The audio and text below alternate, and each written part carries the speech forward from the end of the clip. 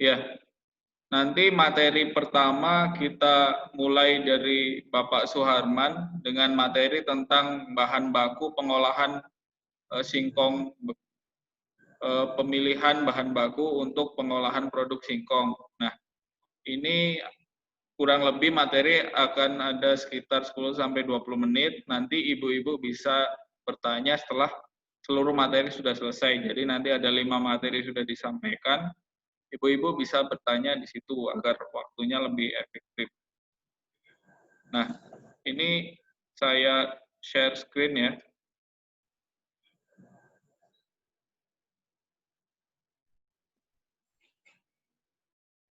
Sudah terlihat ibu-ibu?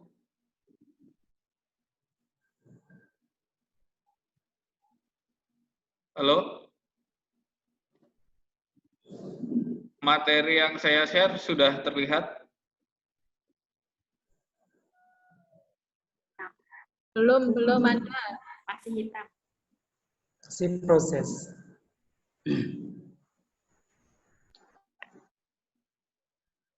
Oke, sudah. Ya, sudah. Oke, silakan Bapak Suharman bisa memulai presentasi. Ya, baik. Jadi atas kesempatan dan waktunya. Bismillahirrahmanirrahim. Assalamualaikum warahmatullahi wabarakatuh. Waalaikumsalam warahmatullahi wabarakatuh. Pertama-tama saya mengucapkan terima kasih kepada ibu-ibu yang sudah meluangkan waktunya di tengah-tengah kesibukan, dan karena pandemi tentunya kita tidak bisa bertatap muka dan bertemu secara langsung, dan semoga di pertemuan online atau daring ini bisa memberikan informasi dan tidak mengurangi informasi yang nantinya ibu-ibu dapatkan dari kami terkait dengan proses pengolahan singkong yang sudah dijelaskan beberapa dari Pak Adi tadi, topik yang akan kami bahas.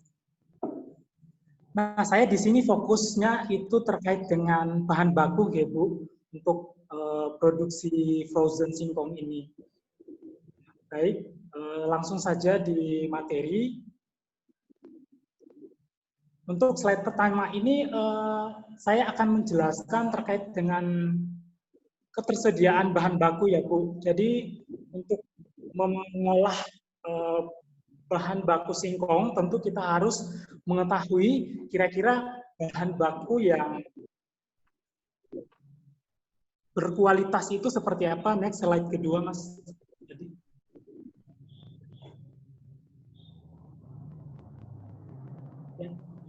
Ketersediaan bahan baku tentu memiliki pengaruh yang cukup besar, ya Bu, dalam kita menghasilkan suatu produk yang nanti kita bisa pasarkan. Dan di sini ibu-ibu tidak perlu khawatir, potensi singkong kita di Indonesia atau skala nasional itu sangat besar, bahkan kita mendapat peringkat terbesar ketiga penghasil singkong di dunia. Dan tentu di Indonesia dari berbagai daerah juga menghasilkan singkong. Jadi hasil pertanian singkong ini hampir semua daerah, termasuk di Desa Bawuran, Ibu. Di Desa Bawuran juga potensi singkong cukup banyak, dan ini salah satu peluang buat ibu-ibu bagaimana bisa menghasilkan produk yang baik, yang berkualitas dari singkong. Nah, oleh karena itu, bahan baku ibu-ibu tidak perlu khawatir, karena untuk mendapatkan bahan baku itu tersedia dari berbagai daerah, dan tentunya di Bawuran juga ada.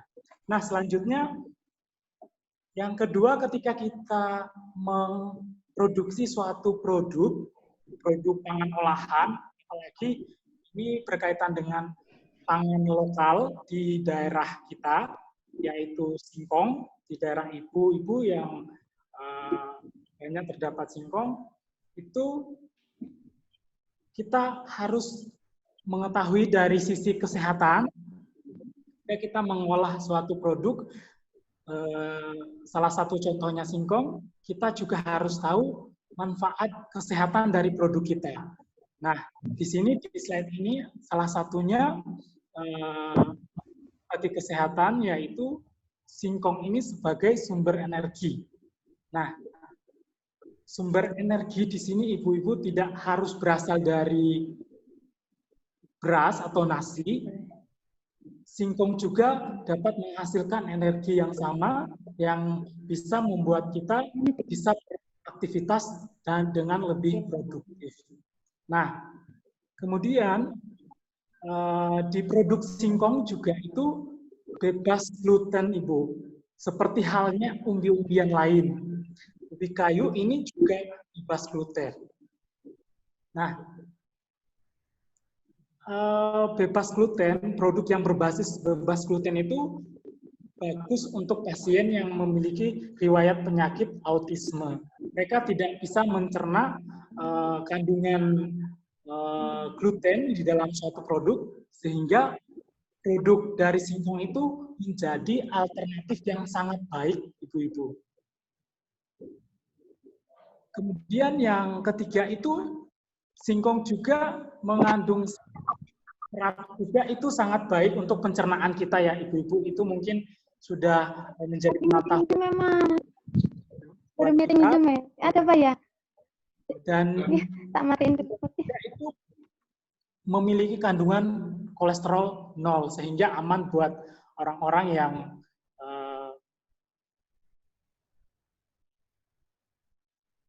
tidak ingin obesitas.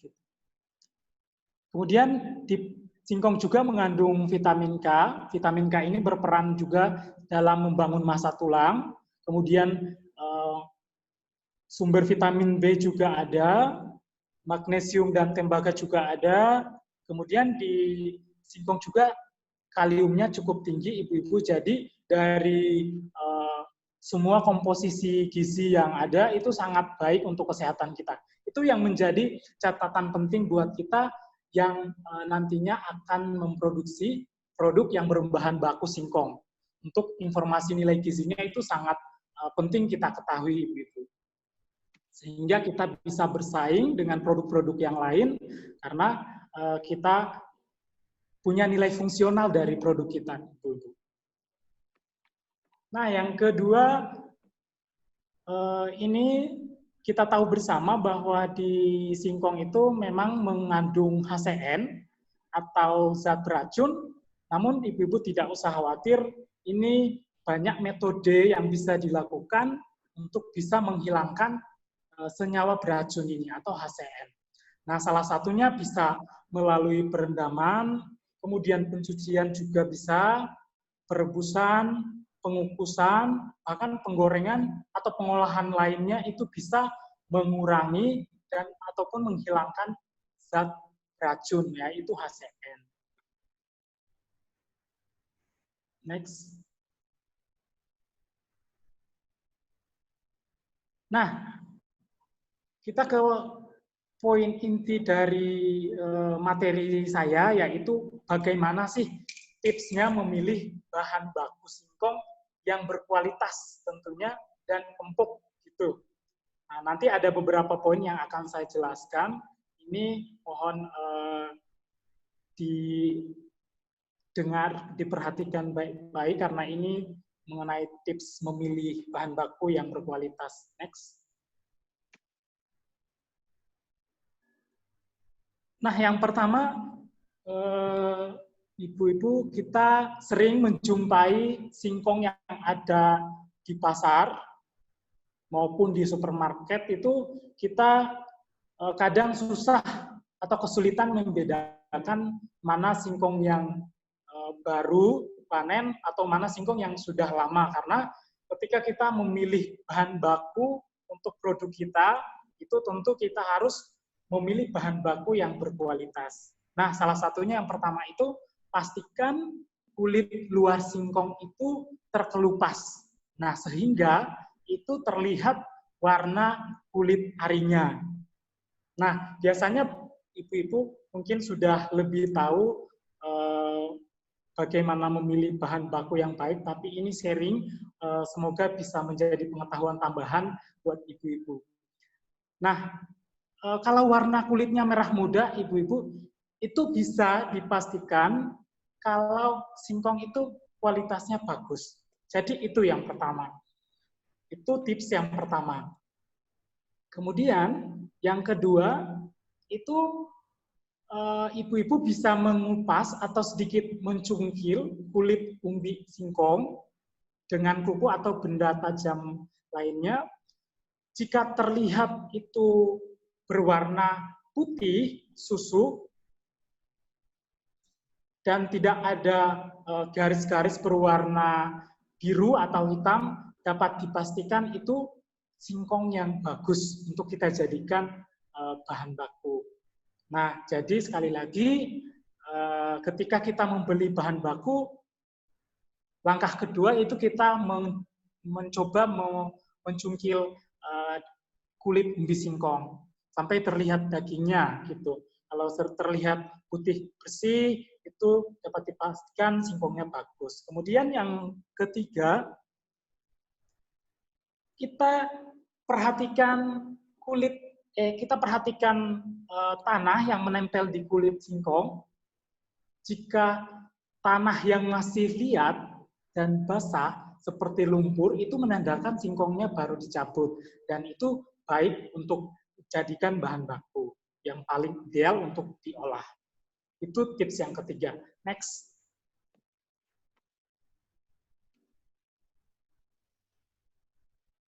Nah, selanjutnya yang keempat, pastikan kita memilih singkong itu yang batangnya lurus, ibu-ibu.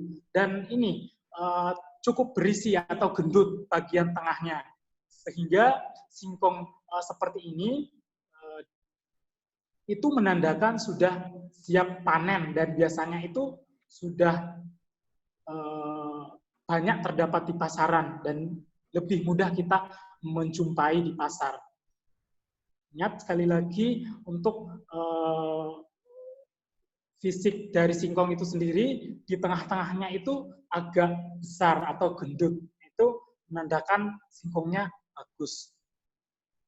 Kemudian kita hindari memilih singkong yang banyak berkelok-kelok, Bu, atau bengkok. Biasanya itu ada singkong yang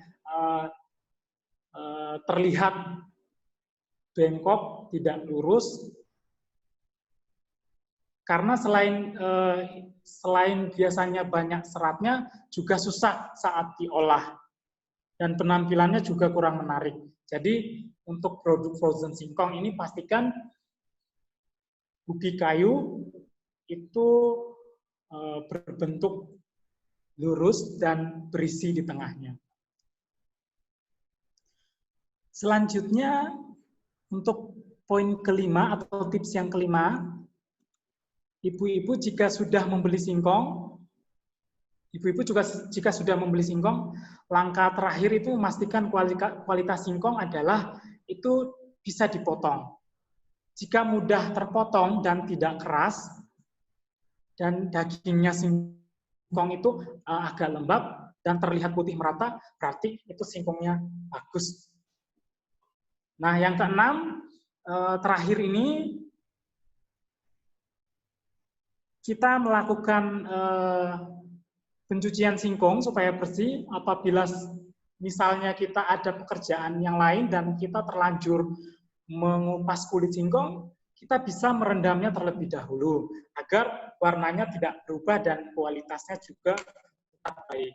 Nah, itu 6 tips memilih bahan baku untuk produk singkong ataupun turunannya.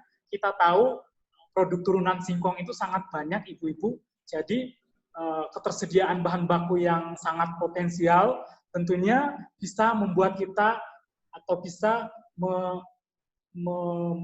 menjadikan kita lebih berinovasi mengolah produk singkong, bisa jadi tepung, mokaf yang bisa menjadi bahan baku pembuatan roti ataupun mie. Nah, kemudian bahan baku tersebut untuk mendapatkan kualitas yang baik, tentunya tips yang sudah saya sebutkan tadi bisa aplikasikan sehingga ketika kita menghasilkan produk itu benar-benar punya kualitas yang baik dan bisa bersaing di pasar gitu. Nah, sekali lagi kesimpulan dari materi saya yang pertama itu ketika kita menghasilkan produk, kita harus mengenali komposisi gizi dari produk kita atau manfaat kesehatan dari produk kita seperti apa, sehingga customer atau pelanggan kita atau pembeli itu bisa yakin bahwa produk kita itu bisa bermanfaat untuk mereka yang menjadi pelanggan atau customer gitu. Nah, kemudian yang kedua kesimpulannya adalah pastikan bahan baku yang kita jadikan produk hasil singkong yang bahan baku produk singkong yang kita pilih itu sesuai dengan tips yang sudah saya berikan tadi. Kemudian yang terakhir itu untuk informasi lebih lanjut terkait produksi itu bisa disampaikan rekan-rekan saya. Nah, karena keterbatasan waktu, saya cukupkan materi bahan baku. Memang sangat sederhana, tetapi semoga ini bisa memberikan pengetahuan tambahan buat ibu-ibu dalam memilih bahan baku singkong. Terima kasih. Saya kembalikan kepada Pak Adi. Ya, bisa mendengar suara saya nggih, ibu-ibu? Materi pertama sudah kita dengarkan bersama. Apabila ibu-ibu ada pertanyaan, mungkin bisa dicatat dulu, disimpan dulu. Nanti kita jadikan satu sesi tanya jawab di akhir sesi. Jadi ini biar kita percepat saja untuk materinya, karena yang paling penting nanti ibu-ibu sebenarnya yang masih bingung bagian mana, nanti di situ kami menjawab. Nah, ini kemudian materi kedua akan kami sampaikan materi produksi frozen singkong dari Ibu Lana. Sebentar.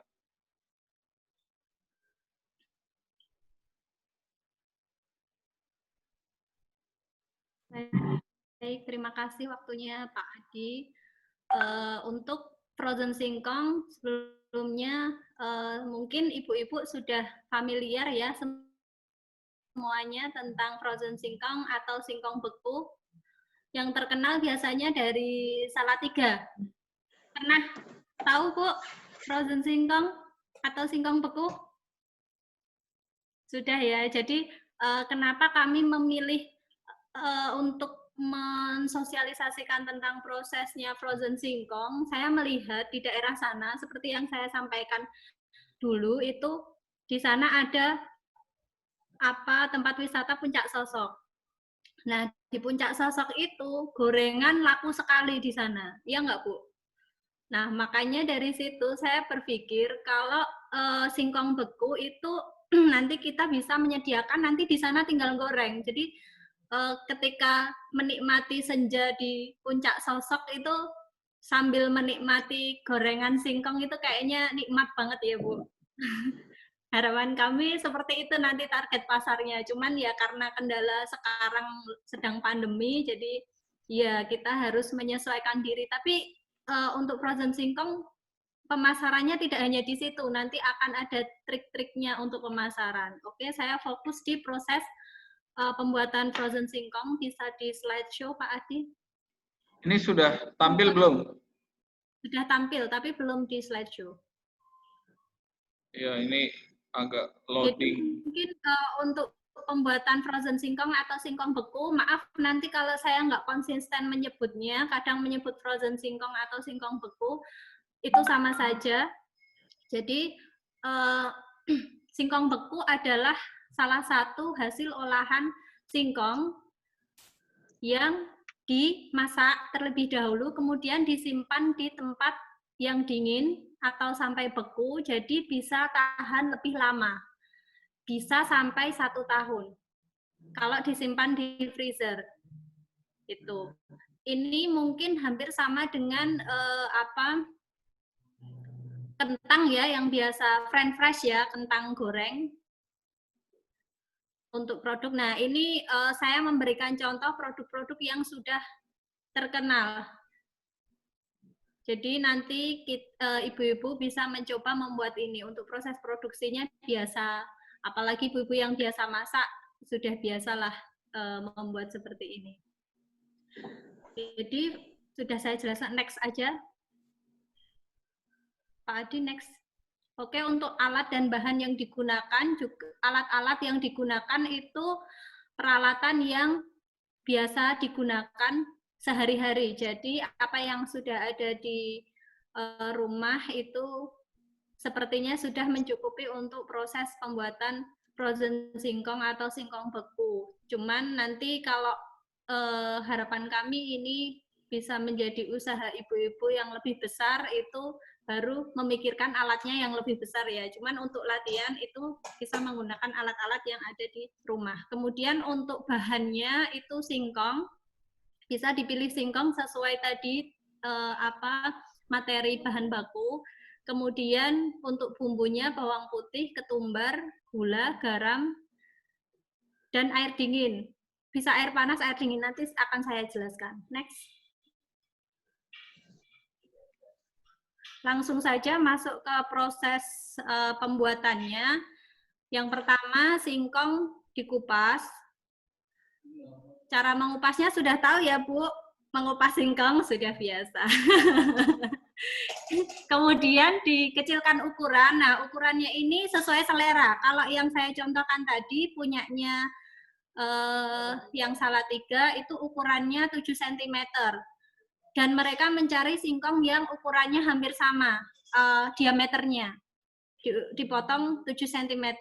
Karena kalau kita mau targetnya mau dijual, itu kita harus memikirkan ukurannya. Jadi di sini saya sampaikan untuk ukurannya itu sesuai selera, melihat estetikanya untuk dikemas. Jadi nanti melihat bagaimana konsep pengemasannya dulu, baru ukurannya ini sesuai. Yang penting untuk ukurannya seragam. Karena kalau ketika kita memproduksi suatu bahan makanan, masaknya ukurannya besar dan kecil berbeda, itu matangnya akan berbeda. Jadi untuk pemotongan ini atau pengecilan ukuran, itu usahakan ukuran singkong seragam. Monggo ibu-ibu mau berkreasi bentuknya seperti apa. Hanya saya contohkan di sini untuk ukurannya itu 7 cm. Next. Oke, selanjutnya direndam. Direndam selama 10 menit. Ini tujuannya untuk menghilangkan racun yang ada pada singkong. Jadi di singkong tadi juga sudah dibahas bahwa di singkong itu ada racunnya, asam sianida. Biasanya itu ada asam sianida ada banyak di singkong yang rasanya pahit. Ada nggih Bu singkong yang rasanya pahit? Itu karena tingginya asam sianida. Nah, di sini ini mungkin menggunakan singkongnya yang di tips tadi itu tidak mengandung banyak sianida, tapi tetap saja singkong itu ada asam sianidanya. Jadi harus ada proses perendamannya. Nggak usah khawatir karena asam sianida itu bisa larut di air. Jadi cukup dengan perendaman saja. Kemudian selanjutnya dikukus selama 30 menit. Nah, ini ada berbagai metode. Ada bisa digoreng, direbus, ataupun dikukus. Waktunya sama, 30 menit. Maaf, kalau direbus 20 menit itu sudah empuk. Jadi prinsipnya itu untuk mengempukkan singkong. Saya ambil pengukusan saja karena dilihat dari biaya produksinya itu paling murah adalah pengukusan. Kalau digoreng itu membutuhkan minyak yang cukup meningkatkan biaya produksinya. Sedangkan kalau direbus nanti senyawa-senyawa yang tadi disebutkan oleh Bapak Arman tentang bahan baku itu akan berkurang sehingga prefer di pengukusan. Itulah alasannya. Next. Kemudian direndam, ini direndam pada bumbu. Perendaman ini jika menggunakan metode pengukusan, perendaman menggunakan air dingin. Jadi langsung setelah diambil dari pengukus selama 30 menit dikukus, kemudian langsung dimasukkan di air rendaman yang berisi garam, ketumbar, gula, dan bawang putih yang dimasukkan di air dingin. Ibu-ibu bisa membuat air dingin dengan bumbu-bumbu dimasukkan dalam air, harus air matang ya Bu, karena ini nanti langsung disimpan di freezer. Garam, bumbu dimasukkan di air matang, kemudian disimpan di kulkas beberapa saat. Nah itu sudah cukup dingin. Setelah direndam sampai merekah, jadi nanti ketika direndam itu akan merekah, kemudian ditiriskan. Selanjutnya kalau sudah benar-benar dingin baru boleh dikemas. Jadilah frozen singkong, langsung disimpan di dalam freezer. Oke, jadi ini nanti ketika ibu-ibu membuat produk apapun ya, tidak, ini salah satu contoh frozen singkong, itu dituliskan bahannya apa saja, kemudian harga dari bahan-bahan tersebut apa, cara membuatnya seperti apa, dan dihitung perhitungannya. Ini untuk menentukan harga kasar yang akan untuk harga jualnya. Next.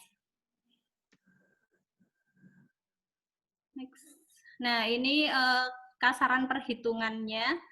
Untuk bahan pertama tadi saya tuliskan 1,5 kilo singkong itu harganya sekitar 5.000 sekian. Kemudian bahan-bahan yang lainnya ada bawang putih, gula, garam, ketumbar. Totalnya berapa?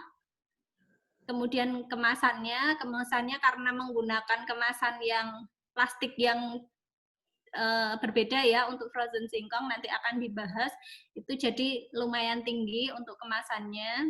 Kemudian ada bahan bakar dan tenaganya. Ini untuk produksi 1,5 kilo. Next, nanti akan jadi 2 pack. Sebenarnya 2 pack lebih sih. Hanya saja karena nyobanya saya 1,5 kilo, jadi ya hanya karena per pack-nya berisi 500 gram kira-kira. Nah, kira-kira nanti harga pokok kasarnya 6.000. Seperti itu. Next. Sudah ya? Oke, biar lebih jelasnya ini akan saya karakteristik frozen singkong itu warnanya putih, aroma khas singkong, kemudian rasanya gurih, tidak pahit, artinya tidak pahit itu sudah tidak ada asam cyanidanya, kemudian teksturnya empuk, dan permukaannya kayak merekah gitu, itu artinya sudah nanti kalau digoreng akan lebih merekah, kayak singkong keju itu ya Bu.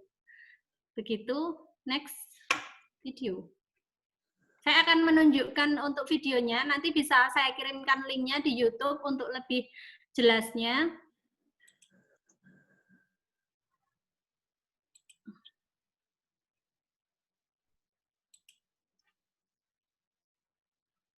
Saya percepat, nanti saya beri linknya di YouTube ya Bu. Proses pembuatan frozen singkong oleh tim pengabdian masyarakat program Sarjana Teknologi Hasil Pertanian. Pertama, singkong dikupas. Pengupasan bertujuan untuk menghilangkan kulit singkong dan kotoran yang ada pada singkong.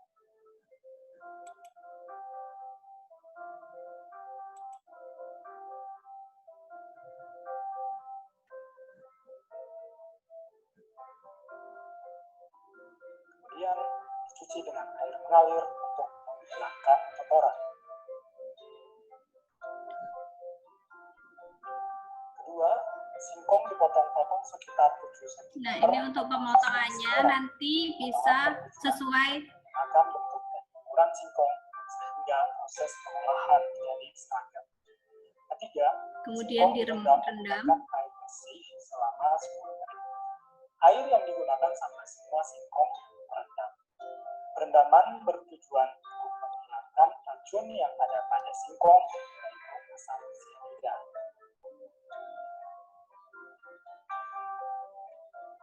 Direndamnya sebentar saja ya Bu, 10 menit.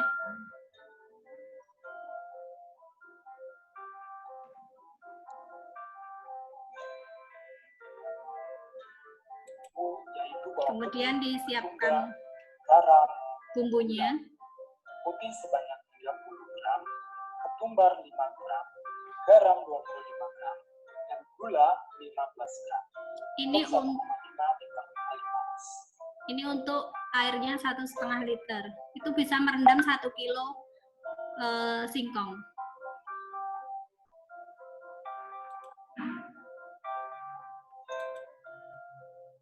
Nah, untuk air dingin nanti bumbu-bumbunya dimasukkan. Ini pakai air es, Bu. Tapi bisa nanti masukkan dulu di minuman air matang, baru dimasukkan kulkas, itu sudah cukup dingin. Keempat, kemudian dimasukkan, dikukus.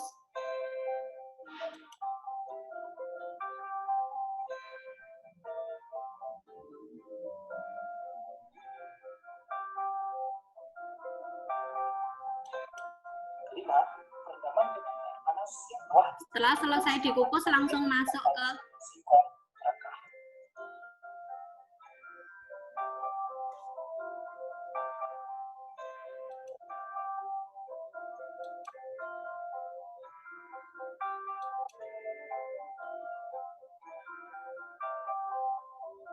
Keenam, penirisan hingga dingin.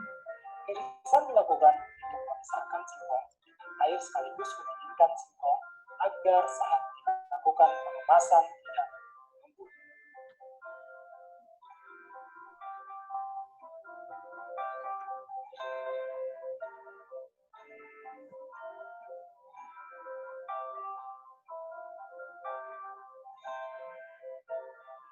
harus sampai dingin dulu ya, Bu. Jangan langsung dikemas. Nah, kemudian dikemas.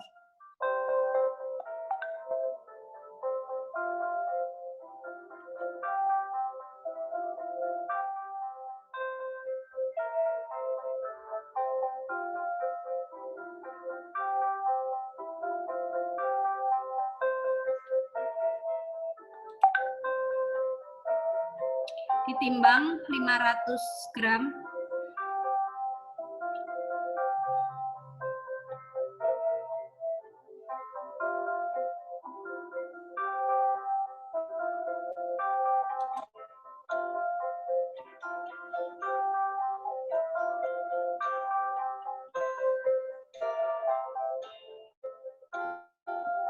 Jadi seperti ini.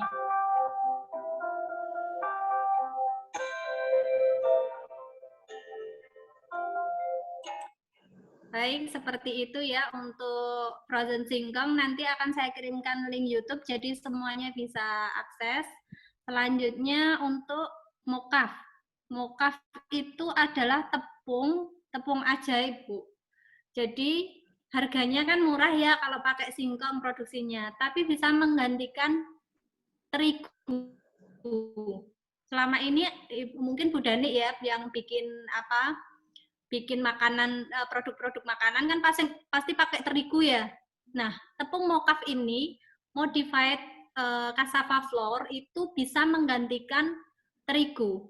Hanya saja memang tidak bisa sepenuhnya menggantikan. Cuman lumayanlah untuk menekan biaya produksi. Perusahaan-perusahaan besar mie, saya pernah di 3 Pilar Sejahtera, itu produk mie-nya mie superior, zaman dulu nggak tahu sekarang masih ada nggak, itu sudah menggunakan tepung mokaf untuk pembuatan mie instannya. Jadi tidak semuanya tepung terigu. Nah, sedikit saya bahas tepung mokaf. Next.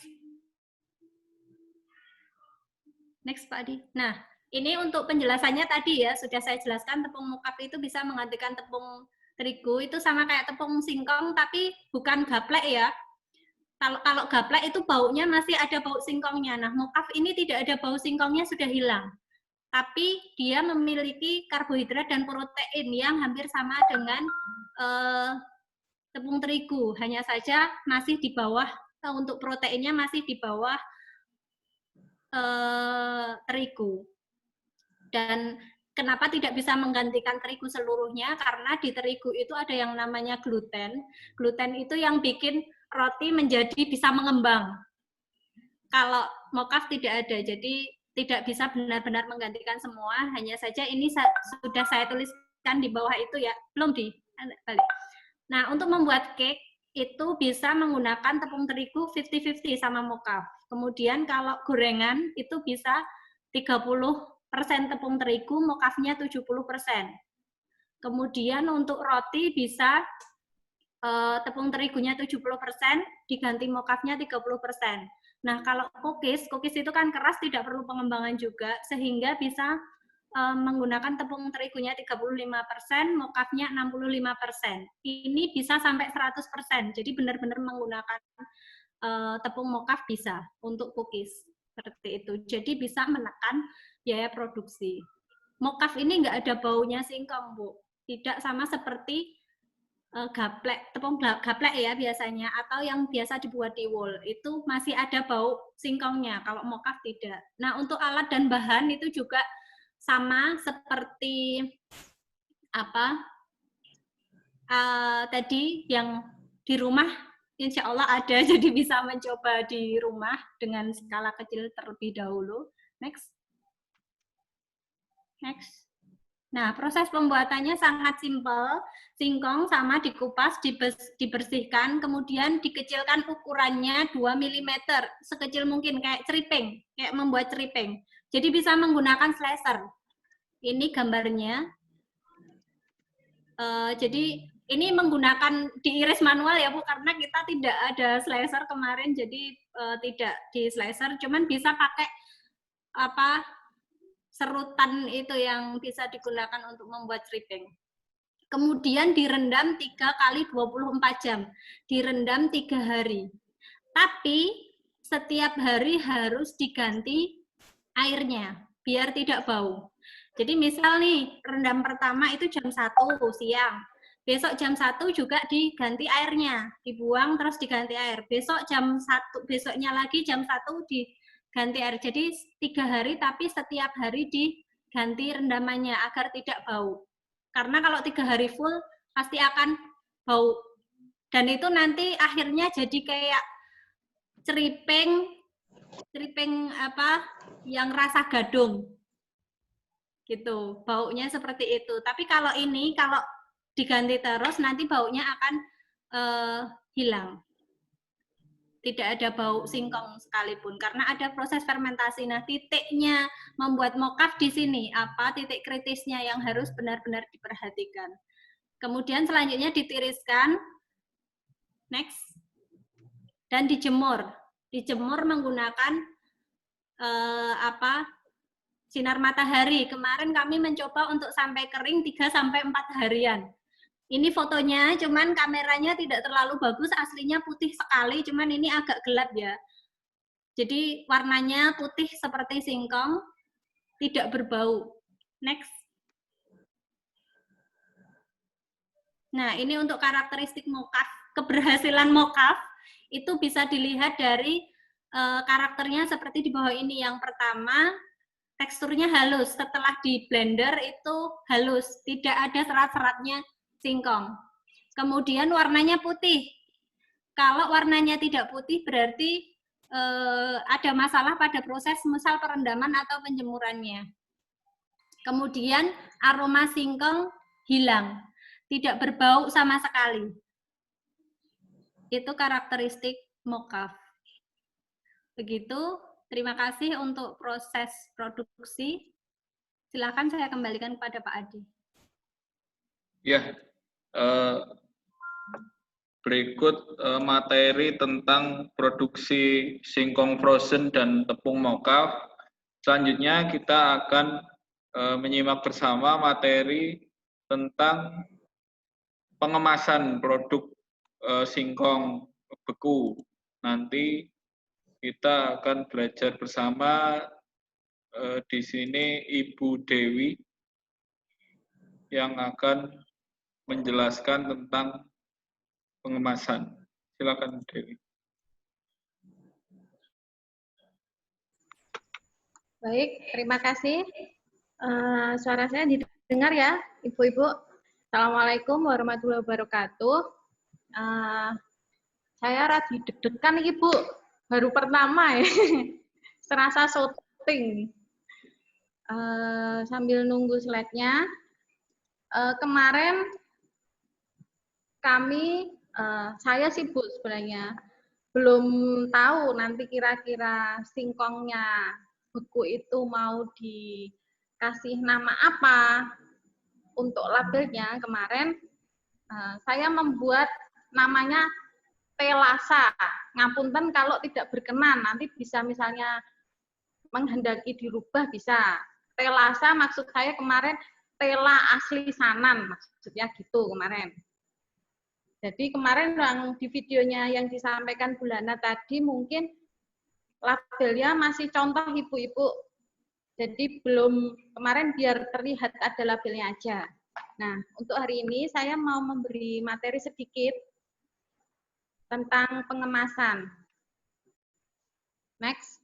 Nah, mungkin Ibu-Ibu sudah familiar dengan yang namanya tempe. Ini menjadi makanan kita sehari-hari dan udah ada sejak dulu. Mau di desa, mau di kota, insya Allah ada tempe. Dulu yang kita kenal, tempe itu, kalau di tempat nenek saya, itu tempe itu dari daun jati. Daun jati, kenapa daun jati? Gampang, tinggal keluar rumah, metik, murah, nggak perlu bayar, udah bisa dipakai buat bungkus delai ragi jadi tempe. Tapi kalau sekarang nyari daun jati, kalau nggak di desa-desa, itu bisa dikatakan nggak ada daun jati. Malah nanti suruh bayar. Karena pohon jatinya sendiri mahal. Makanya ada alternatif membungkusnya. Kedelai yang diberi ragi jadi tempe itu dengan daun pisang. Kemudian untuk di kota-kota bagaimana? Di kota-kota sekarang lebih susah nyarinya. Mau itu daun jati, mau itu daun pisang lebih susah. Lebih banyak kita menemukan tempe dalam bungkusan plastik. Dianggap lebih mudah dicari, lebih praktis. Ya? Jadi lebih banyak kalau di kota-kota, bahkan di luar negeri, teman-teman kita yang belajar atau sedang di luar negeri, kangen dengan tempe, mereka biasanya membuatnya dengan plastik. Tinggal beli delai dan ragi, nanti dibungkus plastik. Tapi mungkin kalau yang di desa-desa, aroma khas dari daun itu tidak bisa dipungkiri ya, makanya masih banyak seperti di rumah bude saya, nenek saya di sana, itu tempe daun jati itu masih banyak. Bahkan yang dibungkus plastik bisa dikatakan tidak ada. Lebih banyak yang menggunakan daun jati. Nah, jadi kemasan itu apa? Kemasan itu wadah bungkus. Kalau mungkin snack-snack yang kita kenal sehari-hari itu misalnya lemper. Lemper dibungkus daun pisang. Sekarang sudah banyak juga tidak dibungkus daun pisang. Yang penting ketan, diisi daging, kemudian dibungkus dengan plastik biasanya. Tapi kalau misalnya ketupat itu bungkusnya ya dari janur ya Ibu-Ibu. Kalau dibungkus dengan daun pisang, namanya bukan ketupat lagi, tapi lontong. Beda nama. Kalau nggak dibungkus jadinya nasi. Nah, kemasan ini punya fungsi sendiri-sendiri. Jadi kenapa ada yang dibungkus daun pisang, kenapa ada yang dibungkus plastik, kenapa ada yang dibungkus janur, itu punya maksud dan tujuan tersendiri. Next. Nah, mungkin, loh, perlukah kemasan itu? Yang menjadi pertanyaan seperti itu. Kalau tadi kita produksi singkong keju, wah, nggak usah dikemas, Mbak, langsung disajikan di piring. Nah, itu kalau untuk dikonsumsi sendiri. Tapi bagaimana jika itu mau ada saudara yang datang pengen nyicipi singkongnya itu. Nah, perlu dikemas, perlu wadahnya. Nah, di sini wadahnya seperti apa? Nah, next. Nah, mungkin di sini Ibu lihat ada 3 macam gambar. Gambar yang di atas terlihat itu ayam. Seperti yang kalau di pasar itu ya Bu.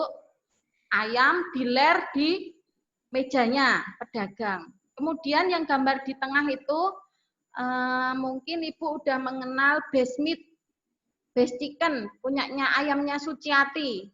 Itu udah dikemas wrap, jadi ayamnya dikemas dengan plastik. Kemudian sekarang sudah banyak juga ayam potong yang dikemas lebih cantik, Bu. Dimereki So Good. Nah, coba kalau ibu-ibu ngajak putrane suruh milih di antara itu, pasti milih yang So Good. Kemasannya apik, resik. Kalau yang dari pasar belum tentu bersih kan Bu. Maksudnya masih harus dicuci lagi. Tapi kalau yang So Good yang sudah dikemas begitu, kita bisa langsung mengolahnya. Next. Nah, jadi kemasan ini itu meningkatkan nilai jual produknya, Bu.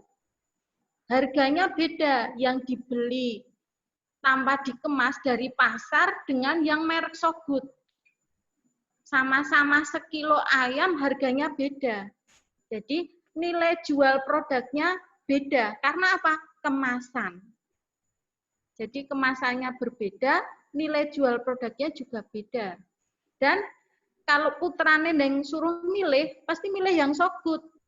Gambarnya apik, Bu.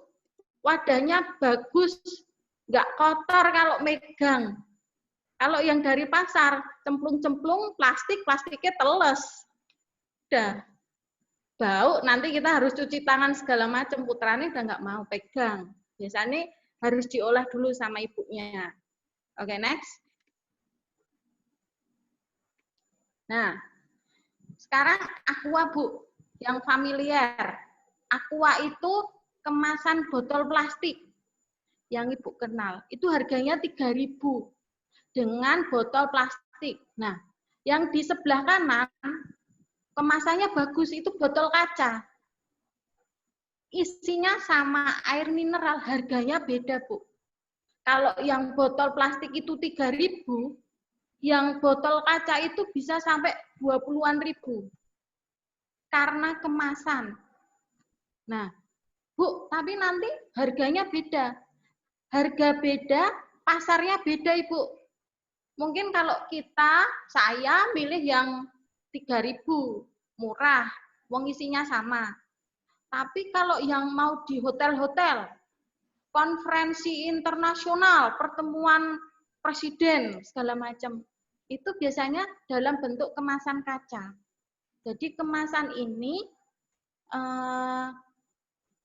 meningkatkan nilai jualnya, terus kalau harganya mahal, kemasannya bagus, pasarnya juga beda. Next. Nah, terkait dengan kemasan, Ibu.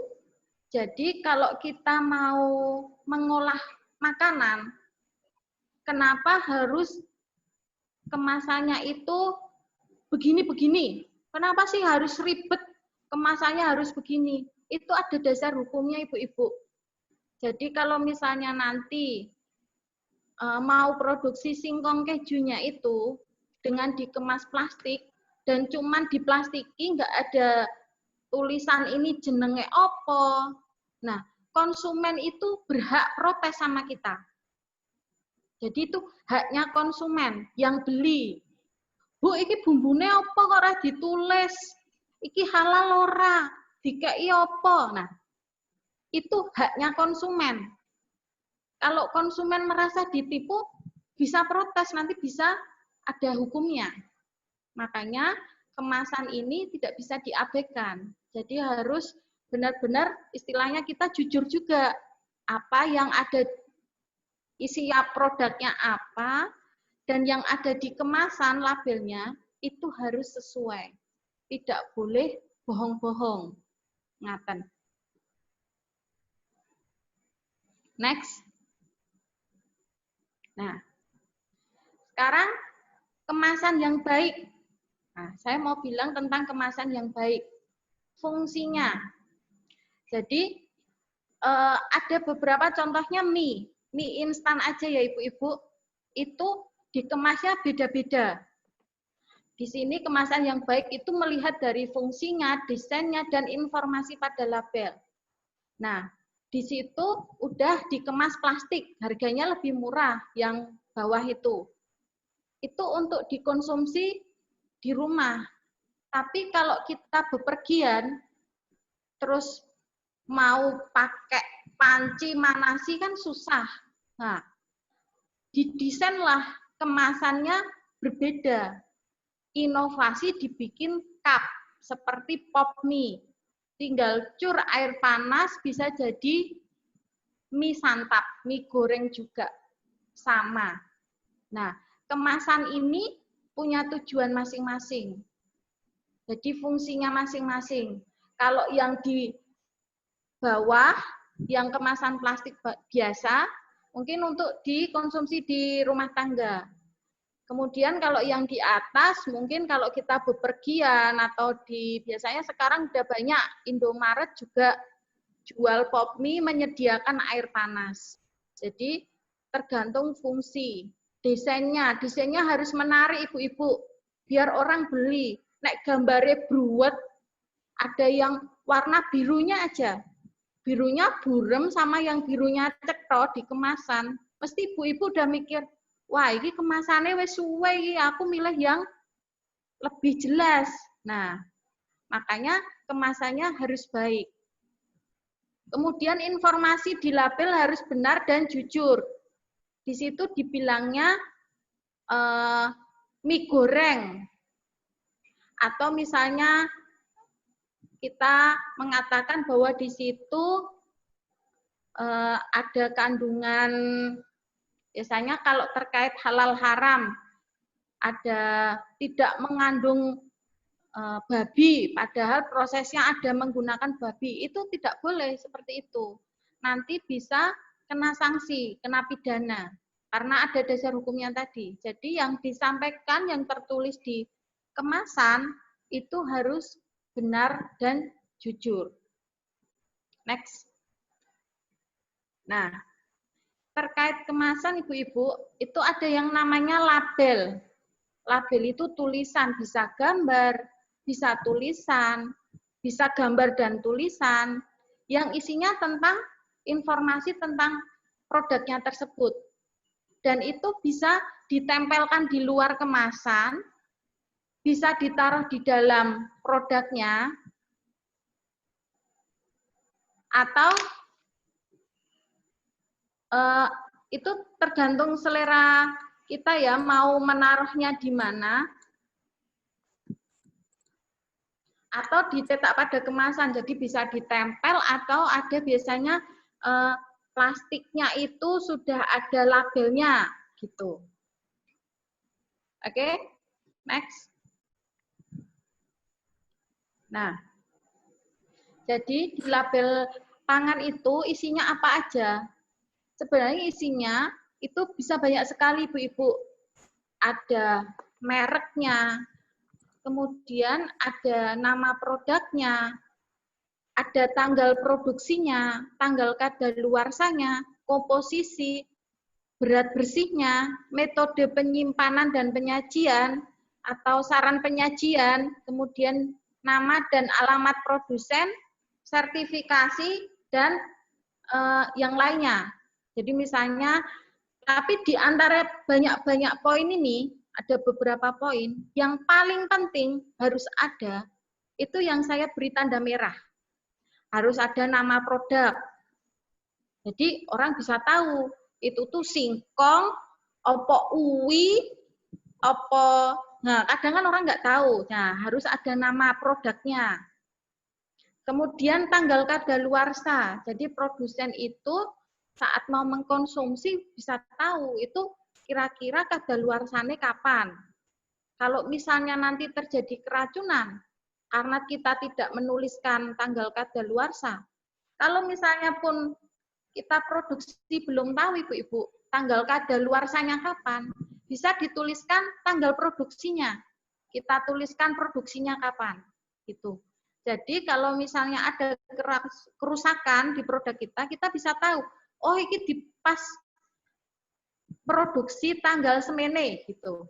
Jadi ngeceknya gampang. Kemudian komposisinya, tadi ada singkong, ada bawang putih, ada garam, gula, itu dituliskan. Kemudian beratnya satu plastik itu isinya berapa gram, singkongnya itu berapa gram. Kalau tadi misalnya contohnya 500 gram, 500 gram. Jadi ada, sekedar sharing aja Ibu-Ibu, ada teman saya bilangnya beli produk, bilangnya isinya 1 kilo, beli ikan. Kemudian ternyata dia sampai rumah tuh nimbang, mencoba menimbang, wih ternyata enggak 1 kilo, isinya cuman 800 gram. Besok beli lagi enggak sampai 1 kilo. Akhirnya dia kapok Ibu-Ibu. Nah, kenapa kita harus jujur itu begitu? Biar konsumen enggak kapok, pengen beli gitu. Kemudian nama dan alamat produsen itu juga penting. Jadi nanti kalau siapa tahu, wah saya mau beli dengan jumlah banyak, itu tahu itu belinya di mana, harus kemana. Jadi nama dan alamat produsen diharapkan tertera di label pangannya tersebut. Next. Nah, ini salah satu, saya kasih contoh mie instan yang familiar dengan kita.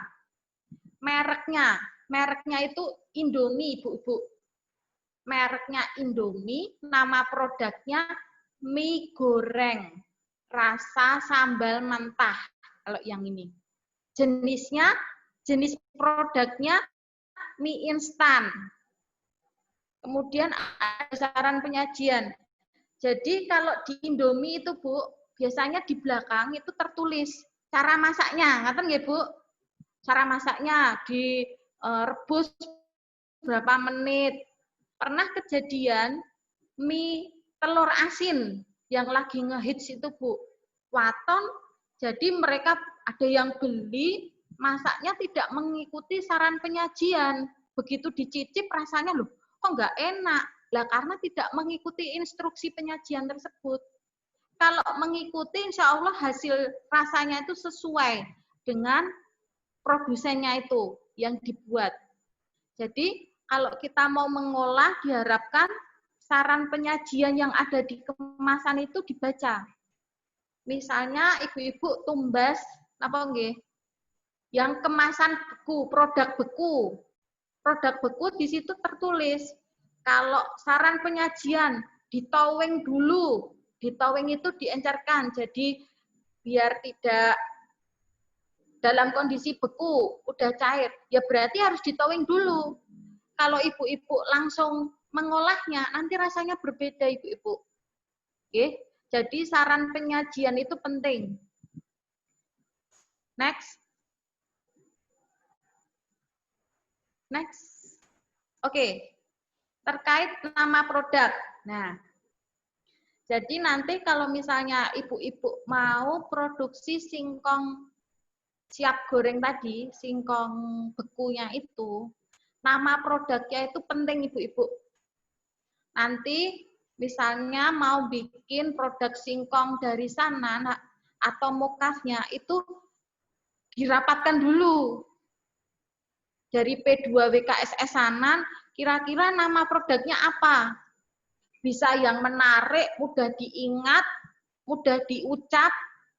Misalnya tadi saya mencoba memberi nama, contoh aja ya ibu-ibu, Telasa. Maksud saya tadi tela asli sanan. Bisa aja nanti ada yang biar mudah, misalnya di sini adem sari. Wah, kalau minum ini bisa nyes, jadi adem. Nah, maksudnya seperti itu. Atau bisa juga telo sanan, itu juga bisa. Atau apa, terserah ibu-ibu. Yang penting itu punya arti tersendiri. Jadi nama produk itu penting. Bisa jadi doa juga, misalnya ada yang Serena, selalu rezeki naik. Wah, insya Allah rezekinya naik terus. Jadi nama produknya itu penting. Jadi nanti kalau mau memberi nama produk, insya Allah jadi doanya produk tersebut. Ngaten nggih Bu Ibu? Next.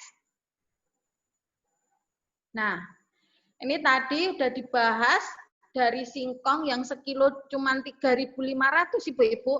Nah, kalau cuman digoreng yang di pinggir-pinggir jalan itu, ada yang jual singkong keju itu Bu, itu sekitar harganya 5.000 per 250 gram. Wow, harganya udah naik. Kalau sekilo berarti udah 20.000.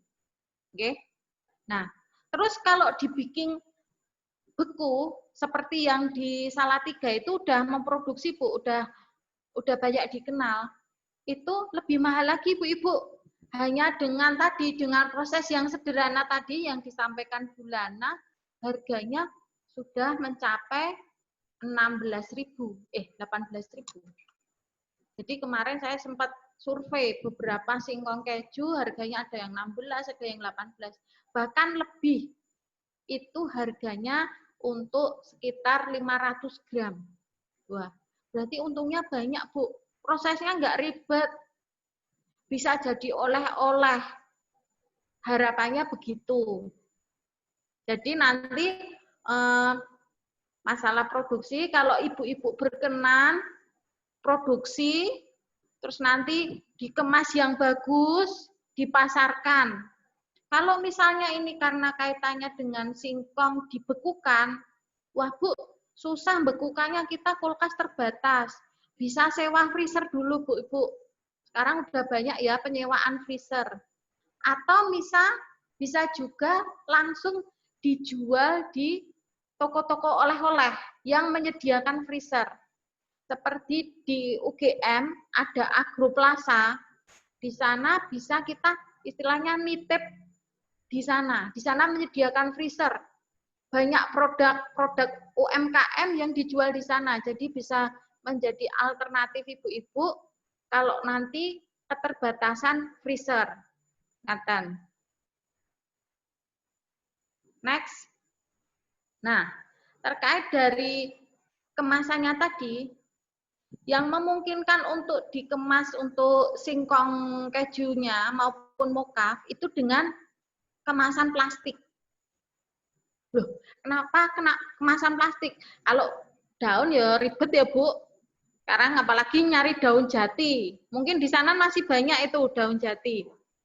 Cuman terkait dengan singkong bekunya ini, kemasan yang ideal itu plastik.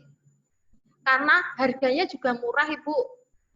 Kemudian tahan panas dan tahan beku. Jadi bisa di freezer. Kemudian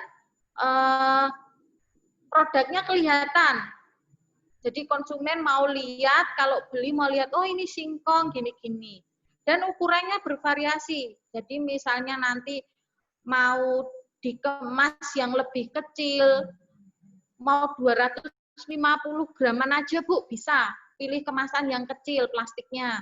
Atau yang kemasan lebih besar juga bisa. Nah, yang dipilih kalau plastik itu ada 2 macam yang biasanya. Sebenarnya ada berbagai macam ya Bu, jenis plastik. Yang biasa kita gunakan itu ada yang namanya PE dan PP. Kalau PE, polietilen, itu tahan panas, tahan beku. Tidak tahan panas. Jadi yang biasanya plastik bening itu, Bu. Tidak tahan panas, tahan beku.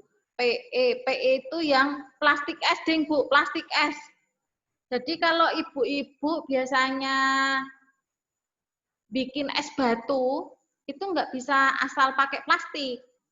Pilih plastik yang plastik es atau bilang plastik PE biar tidak bocor. Kalau ibu pakai yang plastiknya PP, polipropilen, nanti bisa sobek. Waktu dibekukan dia sobek karena tidak tahan beku. Cuman plastik PP ini tahan panas. Jadi kalau misalnya ibu punya makanan mau dipanaskan cuman sekedar diangetin di air panas, itu bisa dikemas di plastik PP kemudian dihangatkan, dicelupkan di air panas. Itu bisa menggunakan plastik PP yang tahan panas. Jadi plastiknya bening. Kalau pakai yang PE nanti melonyoh, Bu. Nggak tahan. Kalau memanaskan dengan plastik PP. Jadi untuk kemasan plastik singkong frozennya itu menggunakan plastik yang PE, yang tahan beku. Karena kita tujuannya bikin singkong beku. Ngoten nggih Ibu-ibu? Menawi enten pertanyaan, mungkin cekap saking kula.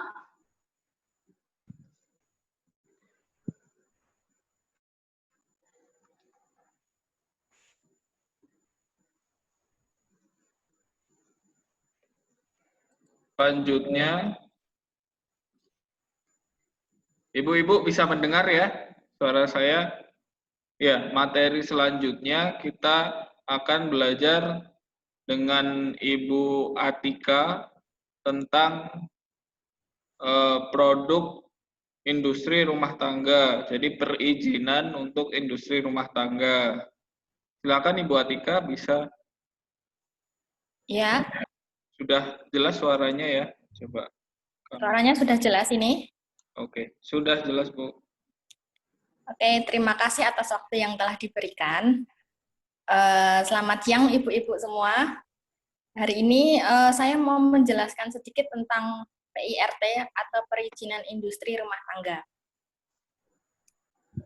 Untuk memulai sebuah usaha, itu selain dibutuhkan kemampuan untuk mengolah produk, untuk bisa mendapatkan produk dengan kualitas yang bagus, kita juga perlu kemampuan untuk bisa memasarkan atau marketing produk agar bisa produknya dikenal oleh banyak orang, kayak gitu. Namun banyak usaha yang mungkin punya skill bagus dalam mengolah produk dan punya sistem marketing yang bagus, tetapi banyak juga yang usaha tersebut mengalami kegagalan dalam menjalankan usahanya. Beberapa faktornya itu diantaranya seperti mungkin produknya tidak laku di pasaran, terus tidak memiliki jaringan pasar, sehingga produk yang ibu-ibu buat itu ditolak pasar dan bisa menyebabkan usaha yang ibu dirikan itu menjadi gagal. Nah, salah satu penyebab produk itu ditolak oleh jaringan pasar karena tidak adanya PIRT yang tercantum di dalam kemasan. Nah, PIRT ini sendiri merupakan izin produksi pangan yang dihasilkan oleh skala industri rumah tangga. Nomor izin ini diberikan kepada pelaku usaha dan bisnis UMKM, biasanya diberikan oleh BPOM atau Badan Pengawas Obat dan Makanan. Fungsi dan tujuan dari PIRT ini adalah sebagai jaminan bagi para konsumen mengenai produk yang ditawarkan oleh pengusaha. Sehingga konsumen yang membeli produk-produk yang dibuat oleh ibu-ibu itu merasa lebih aman, sehingga mau untuk membeli dan mengkonsumsi produk-produk yang dibuat oleh ibu-ibu.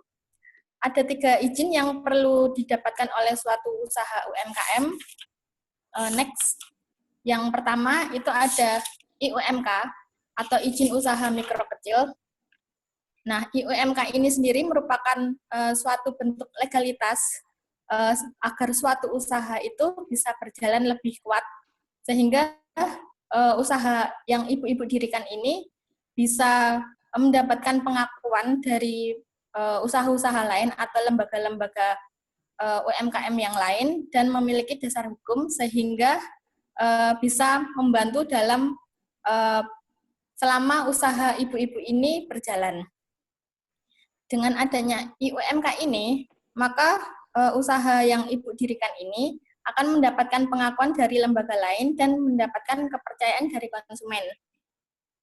Seperti yang tadi sudah dijelaskan dari Bu Dewi, kalau misal di dalam kemasan itu tidak ada izin, tulisan izin usaha, maka mungkin para konsumen akan bertanya-tanya, ini usahanya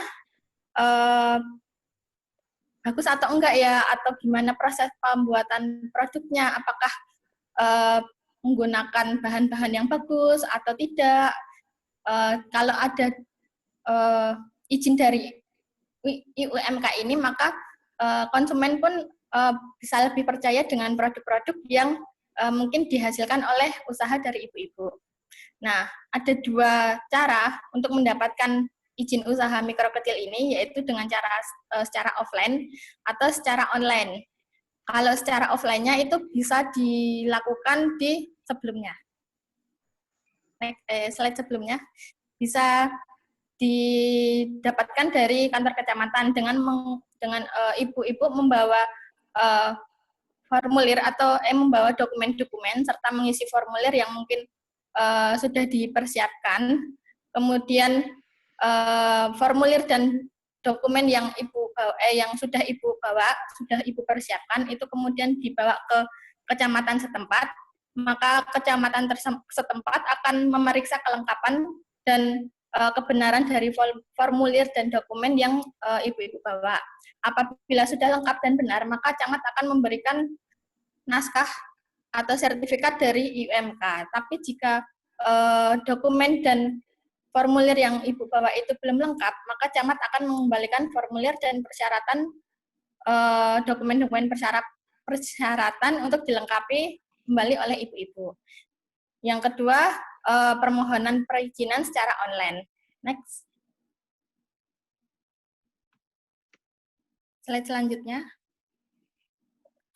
Nah, dokumen-dokumen yang perlu ibu-ibu persiapkan itu diantaranya seperti KTP, kemudian ada KK, kemudian foto berukuran 4x6 berwarna sebanyak 2 lembar, kemudian surat pengantar dari RT atau RW terkait usaha ibu, kemudian mengisi formulir yang telah disediakan. Biasanya dari RT atau RW nanti akan menginformasikan formulir-formulir aja yang perlu untuk diisi dan dilengkapi oleh ibu-ibu semua. Next. Nah, untuk perizinan secara online bisa melalui website www.oss.go.id/oss. Yang pertama dilakukan adalah ibu-ibu harus memiliki alamat email yang aktif untuk bisa mendaftarkan akun di website tersebut. Kemudian setelah ibu-ibu memiliki alamat email dan mendaftarkan di website OSS tersebut, kemudian nanti dari website akan mengarahkan ibu-ibu semua untuk mengisi formulir yang ada di dalam website tersebut, mengisi formulir mengenai identitas dari ibu-ibu, kemudian dari usaha ibu-ibu, mulai dari produk apa yang ibu produksi, kemudian alamat usaha, bahan-bahan apa saja yang digunakan, bagaimana prosesnya, untuk bisa dilakukan perizinannya sehingga izin IUMK-nya bisa segera keluar. Next.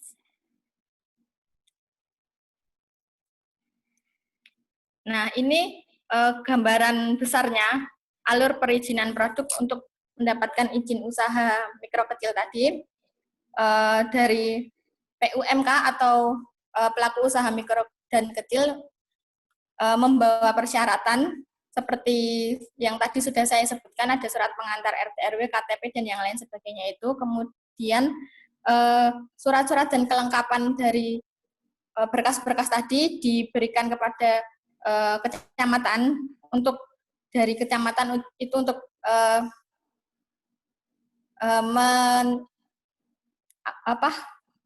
mengetahui apakah usaha yang ibu-ibu lakukan ini benar-benar ada atau tidak, dan kebenaran dari usaha ibu-ibu ini sudah benar atau tidak. Jika semuanya sudah sesuai, maka akan diterbitkan naskah IUMK dari kecamatan yang bisa digunakan untuk menjalankan usaha ibu-ibu seterusnya. Next. Selanjutnya ada izin dari BPOM. Sertifikat BPOM ini penting untuk menjamin keamanan dari produk-produk usaha yang ibu-ibu produksi, sehingga mendapatkan kepercayaan dari konsumen pada kualitas produk-produk yang ibu-ibu hasilkan. Kemudian di setiap usaha yang menghasilkan produk pangan yang diproduksi oleh industri rumah tangga maupun industri besar itu wajib untuk mendaftarkan produknya ke BPOM agar mendapatkan sertifikat BPOM tersebut. Selain itu, jika ibu-ibu mendaftarkan produk-produk yang dihasilkan itu ke BPOM, maka ibu-ibu juga tahu apakah produk-produk yang sudah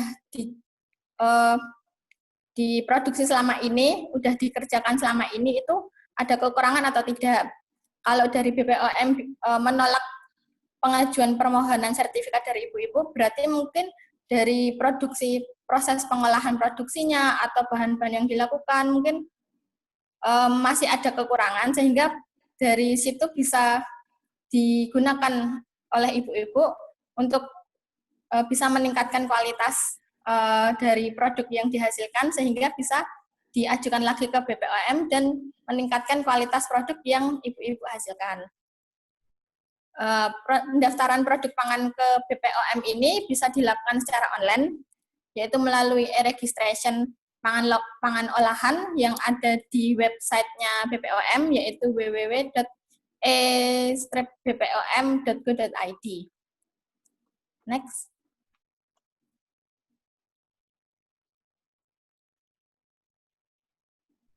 Nah, cara pendaftarannya yaitu yang pertama itu masuk ke dalam websitenya BPOM, yaitu e-bpom itu.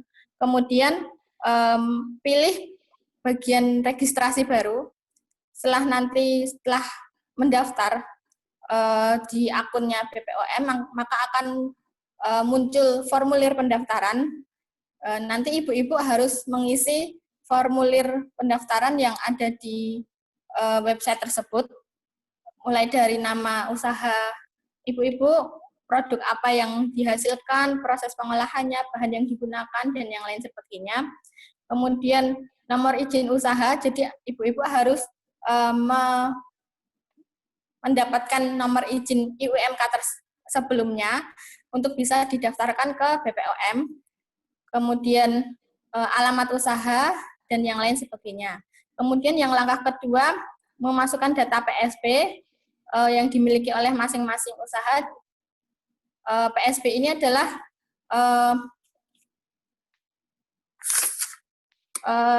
alamat keterangan dari alamat usaha yang ibu-ibu dirikan, mulai dari bangunan yang digunakan untuk usaha, kemudian apakah sudah sesuai dengan standar dalam usaha pengolahan pangan atau tidak. Nah, data-data tersebut kemudian dimasukkan atau diupload ke dalam website BPOM tersebut sesuai dengan permintaan dokumen-dokumen yang ada di dalam website. Next.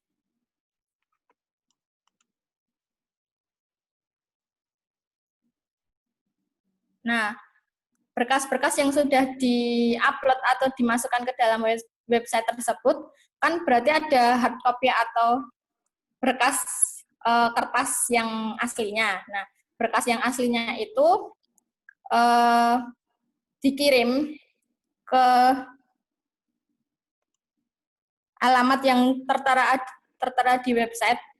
Nanti setelah melakukan pendaftaran di website, setelah mengisi formulir pendaftaran dan yang lain-lain, nanti akan ada perintah untuk mengirimkan berkas-berkas tersebut ke alamat yang dituju. Nah, berkas-berkas tersebut kemudian dikirimkan ke alamat yang tertera pada halaman registrasi, kemudian setelah itu tinggal menunggu apakah permohonan registrasi itu bakal disetujui atau ditolak oleh petugas BPOM. Nah, pengumuman hasil pemeriksaan dari permohonan yang telah ibu-ibu ajukan ini nanti akan disampaikan via email Sehingga sebelumnya ibu-ibu harus memiliki alamat email, harus membuat alamat email untuk bisa mendaftarkan izin untuk mendaftarkan dan sebagai akun di website BPOM untuk bisa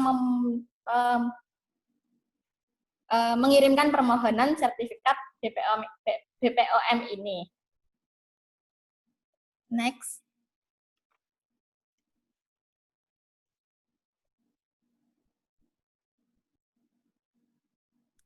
Nah, persyaratan administrasinya diantaranya seperti formulir pendaftaran yang ada di website tersebut, kemudian izin usaha mikronya yaitu IUMK tadi, kemudian hasil audit sarana produksi atau piagam program manajemen risiko atau sertifikat produksi pangan olahan yang baik. Kemudian yang terakhir adalah surat kuasa untuk melakukan pendaftaran pangan lokal. Next.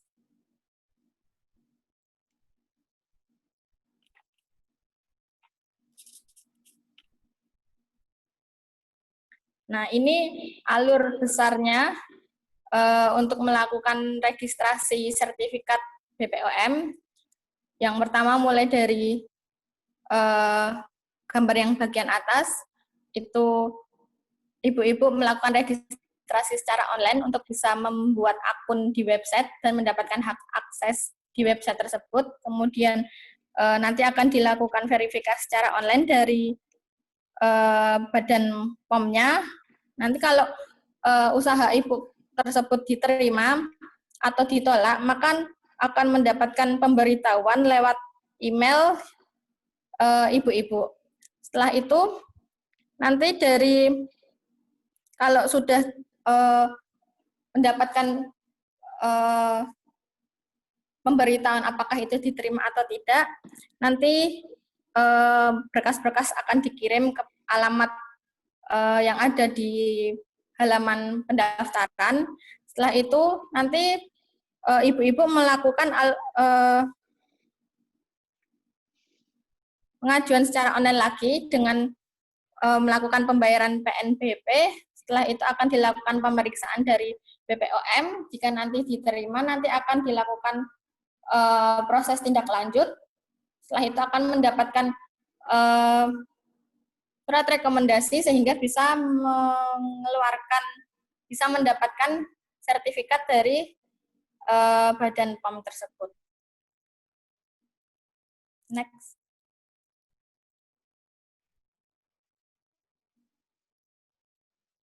Selanjutnya adalah sertifikasi halal.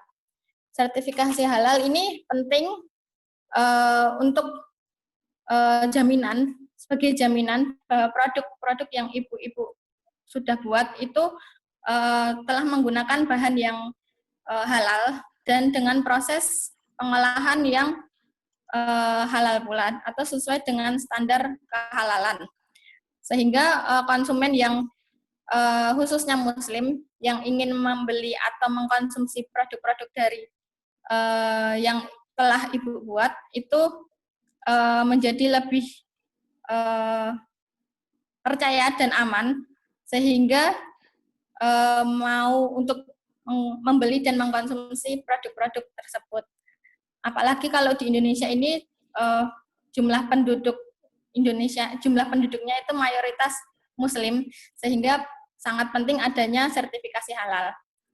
Nah, prosedur pendaftaran dan sertifikasi halal itu bisa didapatkan dengan cara mengajukan permohonan pendaftaran ke BPJPH, kemudian mengisi formulir pendaftaran melalui online, yaitu pada website www.halal.go.id. Nanti sama seperti Badan POM, pendaftaran di Badan POM selanjutnya, yaitu ibu-ibu semua harus memiliki email dulu, kemudian mendaftar di website tersebut. Kemudian nanti dari website tersebut nanti akan muncul formulir yang perlu dilengkapi kelengkapannya seperti nama usaha dan yang lain-lainnya tersebut. Kemudian setelah melengkapi dokumen persyaratan nanti akan diarahkan ke tahapan proses selanjutnya dari website tersebut. Next.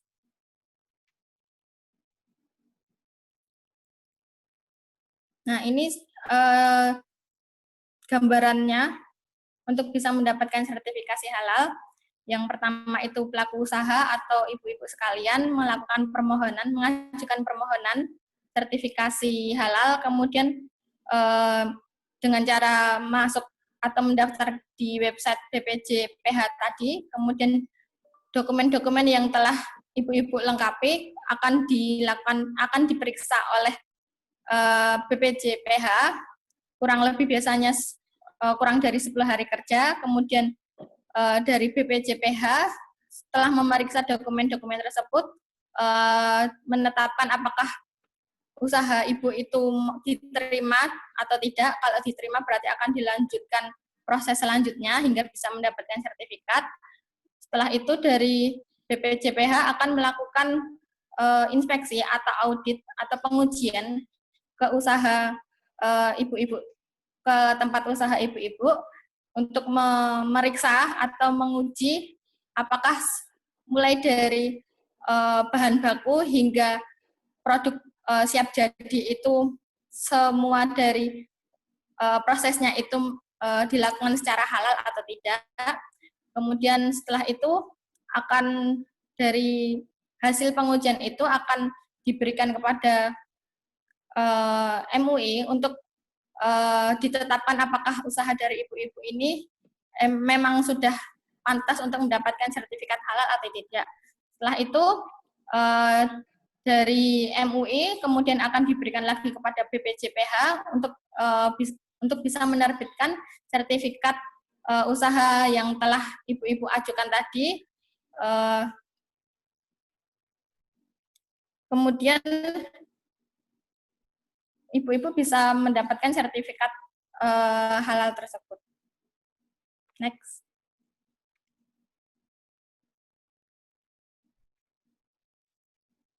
Nah, ini dokumen permohonan sertifikat halal yang perlu dipersiapkan seperti NPWP atau IUMK, kemudian KTP, daftar riwayat hidup, keterangan tentang usaha ibu-ibu sekalian, kemudian nama atau jenis produk, alamat dari usaha, kemudian bahan baku yang digunakan, apa saja, kemudian apakah ada bahan tambahan atau bahan lain yang digunakan dalam proses pembuatannya, kemudian proses pembuatan mulai dari pengambilan bahan baku, kemudian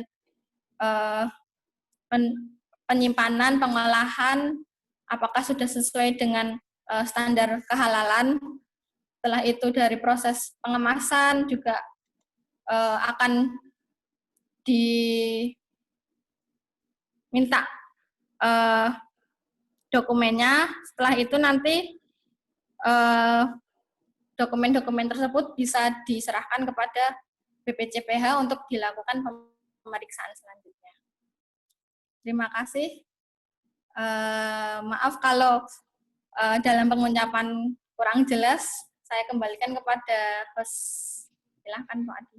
Ya, terima kasih Ibu Atika dan selamat datang kembali Ibu Nuni.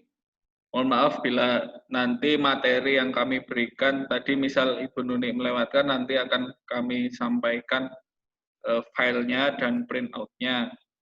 Nah, materi selanjutnya agak cepat saja akan saya sampaikan tentang materi pemasaran, terutama untuk produk yang singkong beku. Nah, sebentar.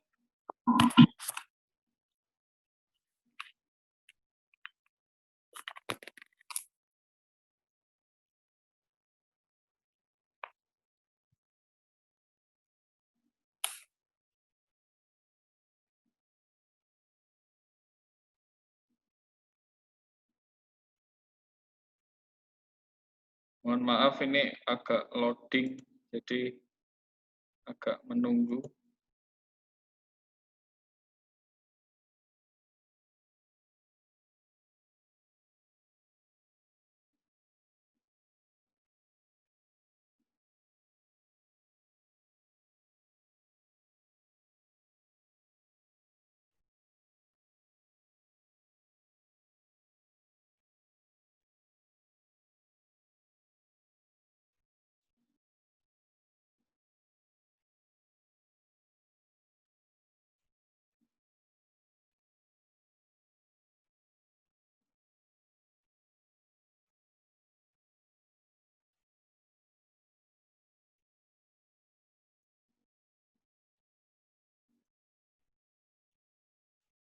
Sudah kelihatan Ibu-ibu?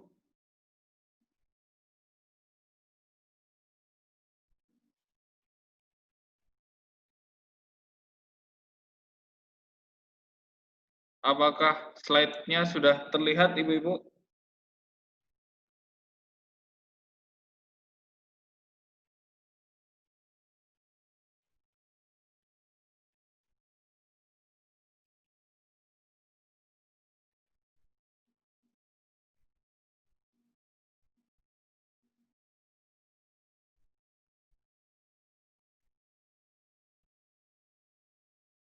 Halo?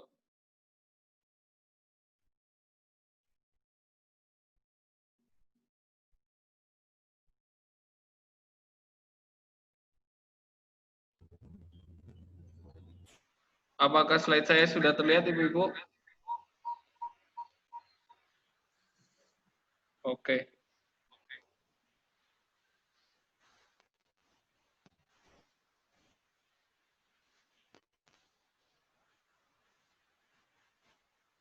Ya. Jadi ini nanti cepat saja saya sampaikan materi ini tentang pemasaran. Sebenarnya materi ini adalah lanjutan dan kesinambungan antar semua materi. Nah, ada beberapa strategi pemasaran nanti yang bisa ibu-ibu lakukan semuanya.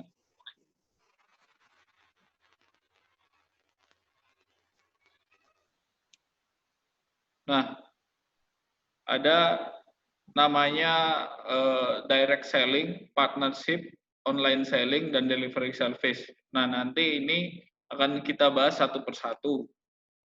Yang pertama,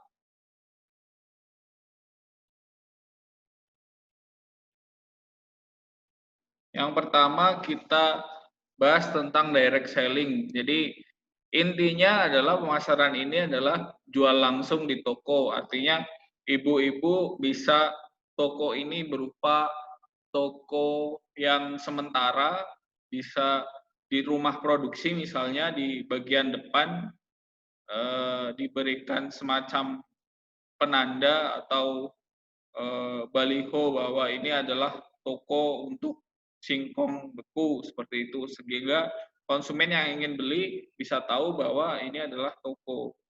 Kemudian lebih dari itu, ibu-ibu biasanya nanti diikutkan untuk ikut pameran-pameran, bisa minta jaringan ke Pak Lurah, biasanya pada event-event tertentu, biasanya setiap desa ditunjuk untuk mengikuti pameran produk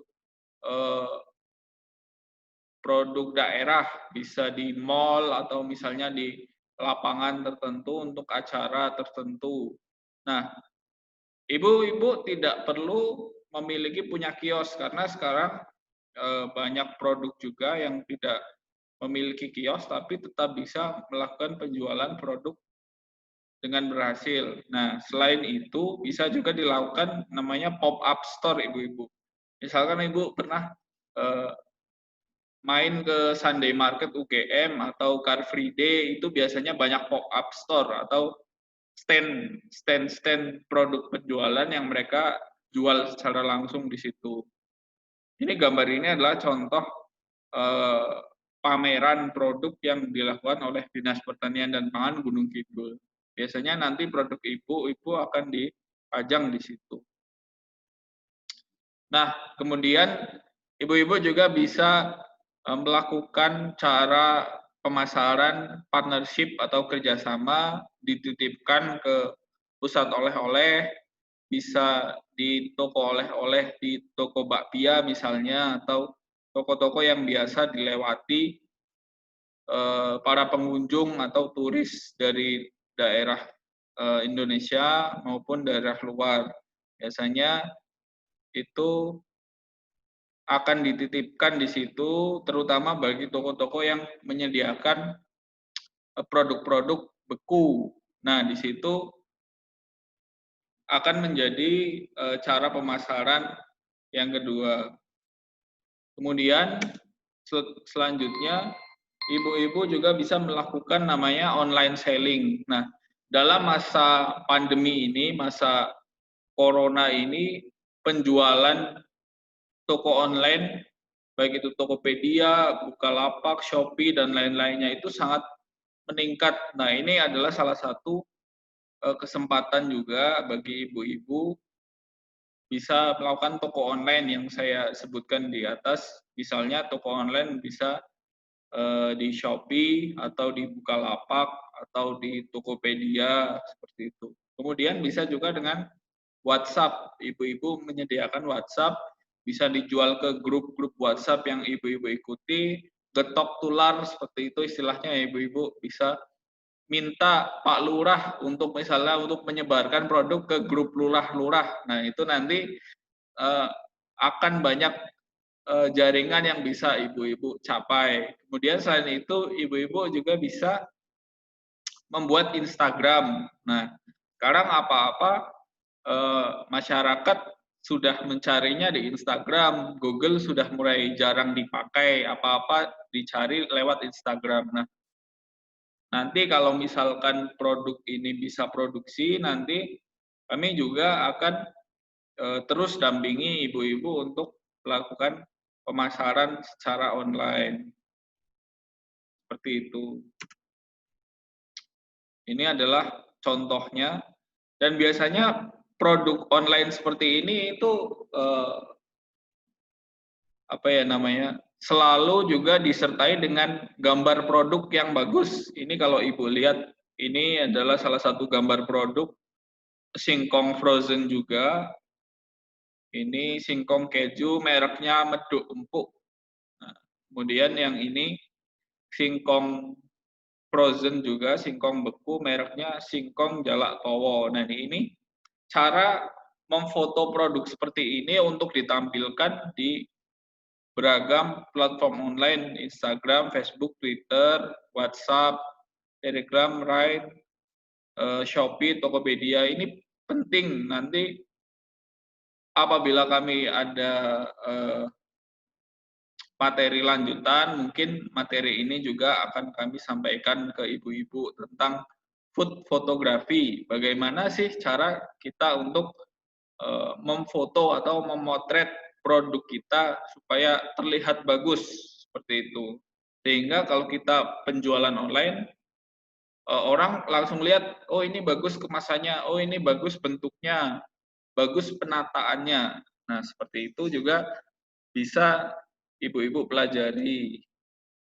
Kemudian, strategi pemasaran yang selanjutnya bisa dengan delivery service, dengan GrabFood atau GoFood. Nah,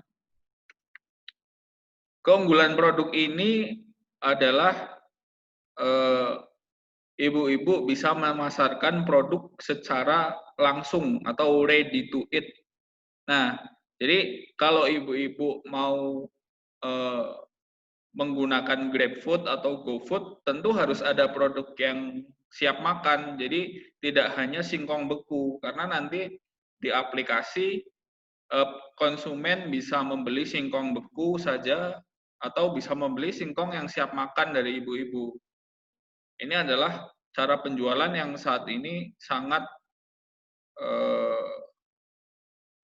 digemari. Jadi banyak sekali restoran atau produksi makan yang mereka tidak punya restoran, tidak punya kios, tidak perlu ada bangku untuk duduk konsumen semuanya dikirimkan secara online menggunakan GoFood dan GrabFood. Jadi ibu-ibu tidak perlu dipusingkan harus punya restoran yang bagus, yang besar, itu tidak perlu. Yang penting ada dapur untuk mengolah produk, dan nanti juga kemasannya juga tentu harus dipikirkan kembali. Kemasan produk beku dengan kemasan produk yang siap makan itu tentu harus berbeda, dan itu adalah salah satu strategi pemasaran juga. Kemudian selain GrabFood dan GoFood, ibu-ibu juga bisa menyediakan jasa titip. Nah, jasa titip atau just tip ini biasanya ibu bisa pasarkan melalui WhatsApp atau Instagram. Intinya pada jasa titip ini adalah ibu-ibu sendiri atau karyawan ibu-ibu yang nanti mengantarkan produk ini ke konsumen. Misalkan konsumen sedang ada di bandara, ibu-ibu mengantarkan produk singkong beku ke bandara atau singkong yang sudah siap makan ke bandara dengan motor ibu sendiri, nanti ada biaya transportasi seperti itu. Itulah yang dinamakan strategi pemasaran jasa titip. Nah, saya kira itu yang bisa kami sampaikan. Ini adalah kanal-kanal online dari kami yang bisa ibu lihat, bisa ibu pelajari, bisa ibu hubungi. Ini juga akan saya tunjukkan salah satu kemasan yang kemarin sudah kami buat. Sebentar.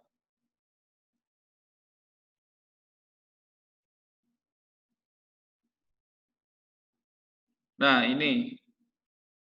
Bisa terlihat ibu-ibu?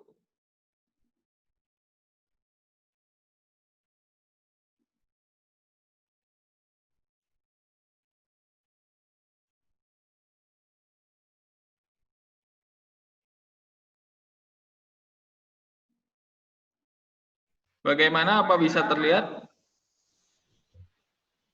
Unmute aja sekarang.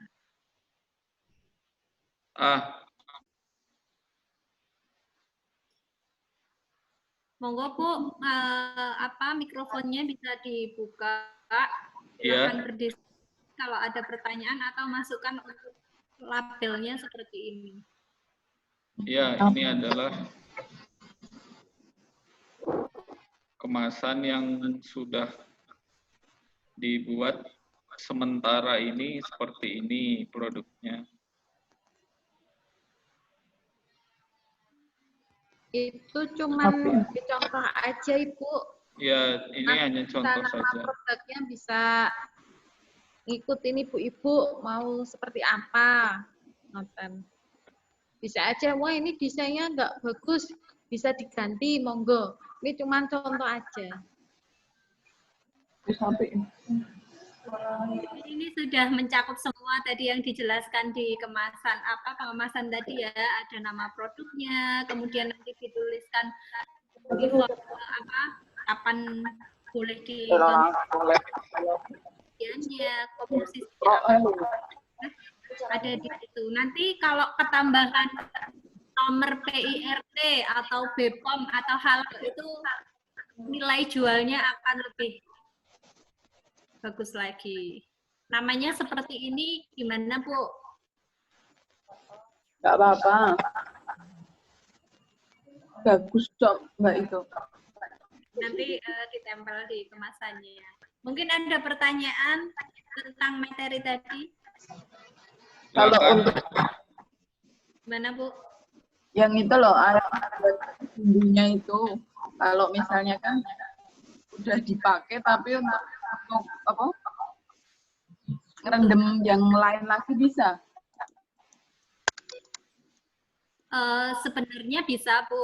Jadi untuk beberapa kali, karena resikonya nanti rasanya akan berubah. Karena airnya kan sudah, ya ketika sudah untuk merendam sebelumnya kan akan berubah rasanya, asinnya mungkin sudah jadi lebih atau kayak gitu. Nah, selama selalu dicek dicek rasanya gitu. Ya, itu nggak masalah. Dan nanti ada kayak endek-endeknya itu loh, Bu. Oh. Nanti kan banyak singkong ketika direndam ada yang terlarut kan. Betul. Ya gitu. Jadi lama-lama akan banyak endek-endeknya itu jadi kayak bubur di bagian bawah. Kayak gitu. Jadi tetap harus dicek terus. Sebaiknya sih selalu satu kali pakai aja gitu. Nah, cuman ya tidak bisa dipungkiri itu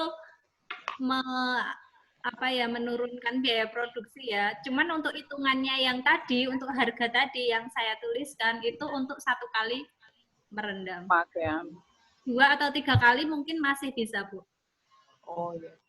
Mungkin menambahkan Ibu, jadi nanti kalau misalnya Ibu udah terbiasa produksi, nah nanti Ibu jadi titen. Wah ini kalau dipakai untuk merendam kedua harus ditambahin apa? Nah nanti Ibu yang tahu masalah itu. Bagusnya sih diganti, tapi kalau ngawekani biaya produksinya nanti tambah banyak, butuh air dan segala macam, bisa itu misalnya dipakai lagi, tapi ya itu Ibu harus niteni rasanya. Kalau misalnya dipakai yang kedua, bumbunya ditambahin berapa, ngaten. Mungkin gitu, Bu. Ya. Untuk tadi mungkin saya ulangi ya, air dinginnya tadi di video itu menggunakan air es, iya. Tapi bisa nanti, tapi mateng ya, Bu. Jangan sampai air mentah, karena sebenarnya kalau nanti kita langsung konsumsi langsung goreng nggak apa-apa. Kalau di rumah gitu pakai air mentah nggak apa-apa, karena kan digoreng itu jadi mateng. Nah, sedangkan produk ini, frozen singkong, nanti kan nggak langsung dimasak tuh, Bu, masuk ke kulkas. Nah, itu harus sebisa mungkin air yang digunakan untuk merendam air matang. Nah, nanti pakai air dingin biasa atau pakai aqua, air mineral siap konsumsi seperti itu, dimasukkan bumbu-bumbunya, kemudian disimpan di kulkas beberapa saat, itu sudah cukup dingin.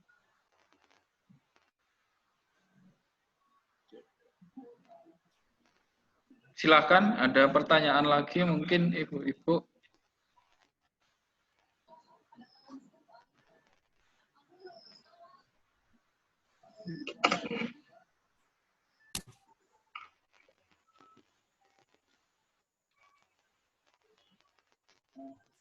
Ibu Riyati atau Ibu Nuni ada yang ingin ditanyakan atau mungkin yang kurang jelas dari materi kami?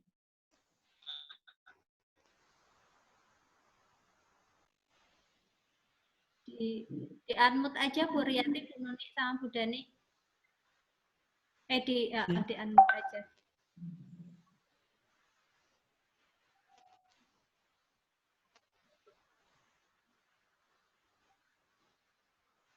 Atau bisa sharing juga, Bu, ibu-ibu yang sudah biasa ngolah singkongnya. Wah, Bu, kalau dikukus gitu, dulu. Biasanya bisa juga, Bu, sharing. Jadi kita juga, kami masih muda-muda, Ibu yang lebih banyak pengalaman. Nah, mungkin bisa sharing ke kami juga.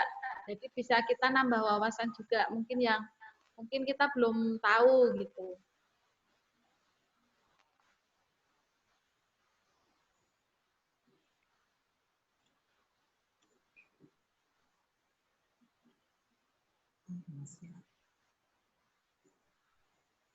Jadi itu ya prosesnya tadi. Kalau yang kami mengambil untuk dikukus, sebenarnya bisa digoreng dulu ataupun direbus.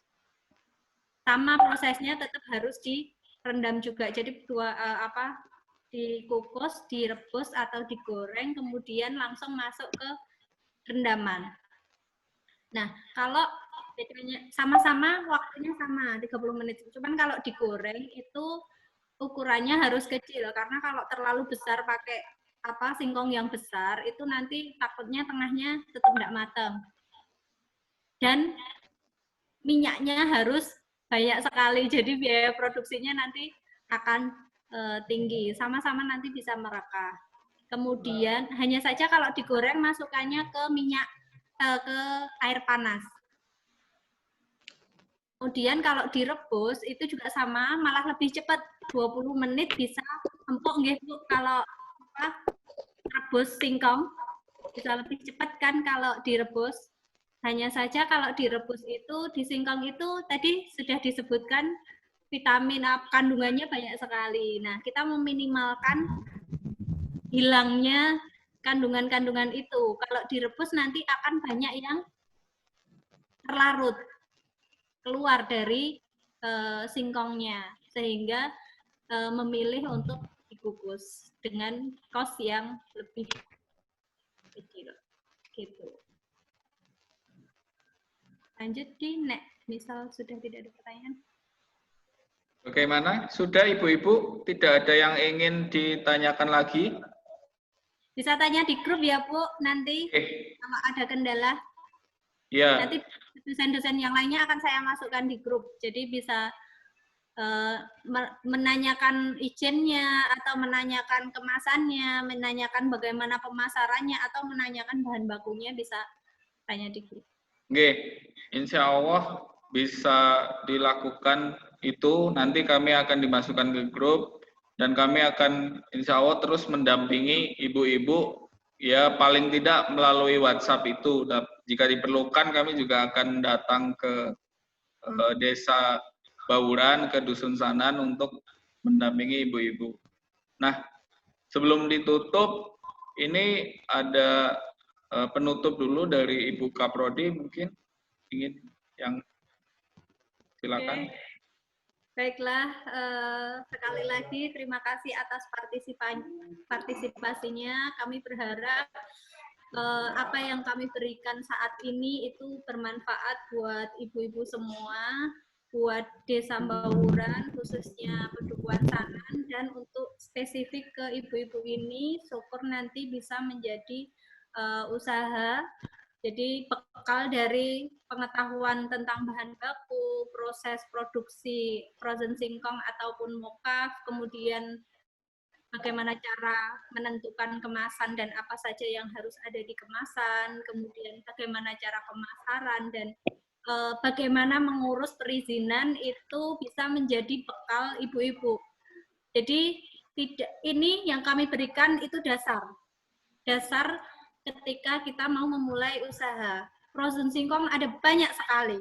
Cuman kita nggak perlu takut untuk memulai usaha yang sama dengan orang lain.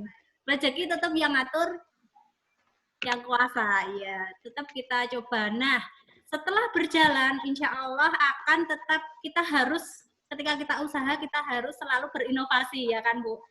Entah nanti frozen singkongnya jadi kita kasih coklat, atau frozen singkongnya berwarna-warni, ada yang warnanya ungu, nanti direndam pakai selam, pakai buah naga warnanya merah, atau yang lain sebagainya. Kita bisa berinovasi, walaupun ketika digoreng tetap warnanya jadi coklat ya. Cuman pokoknya kita harus berinovasi sepanjang masa. Kalau kita punya usaha, harus selalu berinovasi, seperti itu. Jadi ini yang kami berikan dasarnya, bisa menjadi bekal. Tetap kita harus belajar dimanapun, mengosongkan gelas kita untuk selalu diisi oleh orang lain. Semoga bermanfaat untuk ibu-ibu semua. Mungkin sekian sambutan dari saya. Assalamualaikum warahmatullahi wabarakatuh. Iya, oke. Terima kasih Bu Kaprodi. Ini sebelum saya tutup Zoom meetingnya, kita bisa foto bareng ya ibu-ibu. Senyum bersama di kamera. Nanti saya namanya screenshot. Kalau di HP kan ada screenshot. Nah ini di laptop juga ada screenshot nanti. Bisa kita foto bareng, senyum bersama. Sudah? Siap ya? 1, 2, 3. Iya, sudah. Nggak kerasa ya ibu-ibu. Kalau di kamera seperti ini nggak ada rasanya sama sekali. Ya, ini untuk labelnya nanti mungkin saya antar nanti sama materinya ya. Kemarin kelupaan Bu Dani. Oke, sudah ditutup. Ya, saya kira itu sudah selesai materi pengabdian kali ini. Kita akan bertemu selanjutnya di WhatsApp atau nanti mungkin secara langsung kami ke tempat ibu-ibu untuk mengantarkan label itu. Terima kasih ibu-ibu. Saya tutup sampai di sini. Assalamualaikum warahmatullahi wabarakatuh. Waalaikumsalam. Terima kasih Bu.